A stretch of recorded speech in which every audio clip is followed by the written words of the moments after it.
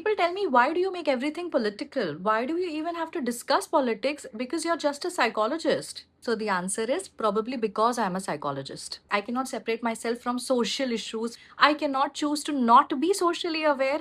I cannot separate my work from politics and things happening around because my job literally involves listening to people. And if you spend enough time listening to people's lives, you realize most emotional struggles don't appear out of nowhere. They come from somewhere. The society, the same society that we belong to, the same society's rules that we follow, the same society that has politics as a very important part and that controls their everyday functioning. So, how do you expect me to separate the two, close my eyes, and not look at social issues, not look at politics? I can't do that, and I choose not to do that. The same education system that is very concerning.